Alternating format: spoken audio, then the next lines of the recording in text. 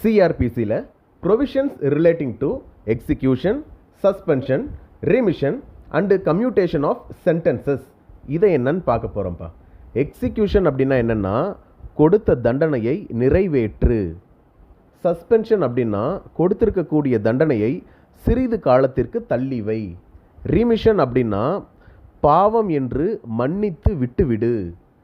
Commutation அப்படின்னா கொடுத்த தண்டனைக்கு பதிலாக அதை குறைத்து மாற்று தண்டனை கொடு. இதுதான் இதுக்கான தமிழ் விளக்கம். சரியா சாமி? இப்போது எக்ஸிக்யூஷன் ஆஃப் சென்டென்ஸ் தான் என்னன்னு பார்க்குறோம். இது செக்ஷன் 413 சிஆர்பிசியில் சொல்லியிருக்காங்க. என்ன அப்படின்னா, ஒரு சென்டென்ஸை வந்து கிரிமினல் கோர்ட் பாஸ் பண்ணுறாங்க அப்படின்னா அதை எக்ஸிக்யூட் பண்ணணும் அப்படின்னு சொல்கிறது தான் செக்ஷன் 413. அதை உறுதிப்படுத்துகிறாங்க. உறுதிப்படுத்தி ப்ராப்பர் அப்ராப்ரியேட் அத்தாரிட்டி யாரோ அவங்க அந்த சென்டென்ஸை சரிப்படுத்துகிறாங்க. 10 வருஷம் ஜெயில்னால் ஜெயிலில் பிடிச்சி போடுறாங்க.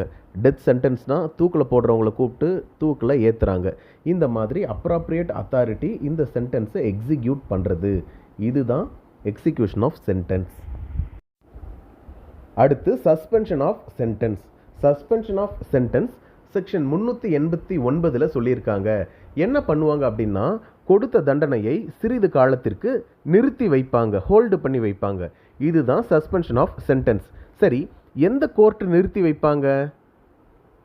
எந்த கோர்ட்டில் தீர்ப்பு வந்துச்சோ அந்த படிநிலையில் இருக்கக்கூடிய அதைவிட உயர் நீதிமன்றம், அதைவிட பெரிய நீதிமன்றம் இந்த சென்டென்ஸை சஸ்பெண்ட் பண்ணி வைப்பாங்க. சஸ்பெண்ட்னா என்னென்னா, குற்றவாளி அப்படின்னு முடிவாயிடுச்சு, கொஞ்ச காலத்துக்கு இதை நிறுத்தி வச்சுருக்காங்க. அது வரைக்கும் அந்த நபருக்கு பெயில் கொடுத்து வெளியே அனுப்பலாம், இல்லை அப்படியே கூட வச்சுருக்கலாம். இதுதான் சஸ்பென்ஷன் ஆஃப் சென்டென்ஸ். அடுத்து ரெமிஷன் ஆஃப் சென்டென்ஸ்.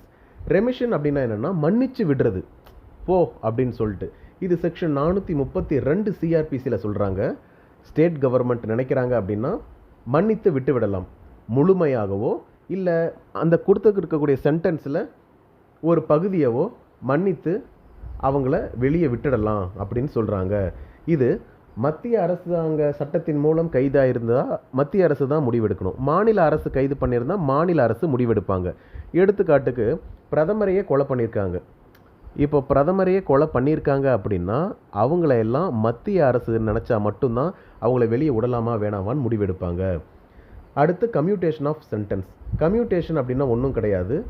எந்த அரசாங்கமோ, சென்ட்ரல் கவர்மெண்ட்டோ ஸ்டேட் கவர்மெண்ட்டோ அப்ராப்ரியேட் கவர்மெண்ட் அத்தாரிட்டி இவங்களுடைய டிஸ்கிரிஷ்னரி பவர், தன்னிச்சையான அதிகாரத்தின் மூலமாக கொடுத்துருக்கக்கூடிய சென்டென்ஸை மாற்றி வேறு சென்டென்ஸாக கொடுக்கறது.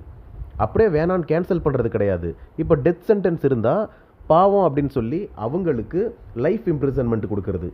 ரிகரஸ் இம்ப்ரிசன்மெண்ட், கடுங்காவல் தண்டனையாக இருந்தால் பாவம்னு சொல்லி அதை சிம்பிள் இம்ப்ரிசன்மெண்ட்டாக மாற்றுறது தான் commutation of sentence. Kehar Singh versus Union of India. இவர் 1989ஆம் ஆண்டு இந்தியாவின் முன்னாள் பிரதமர் இந்திரா காந்தி கொலை வழக்கில் இவர் கன்விக்ட் ஆகிருப்பார். இவர் பிரசிடென்ட் கிட்ட பார்டன் கேட்பார், அதாவது மன்னிச்சிருங்கன்னு சொல்லி கேட்பார். இப்போது சுப்ரீம் கோர்ட் என்ன சொல்லிடும் அப்படின்னா, பிரசிடென்ட்டோடைய மன்னிக்கும் அதிகாரம் அது அவருடைய தனிப்பட்ட அதிகாரம், அதில் கோர்ட்டு தலையிட முடியாது அப்படின்னு சொல்லிடுவாங்க.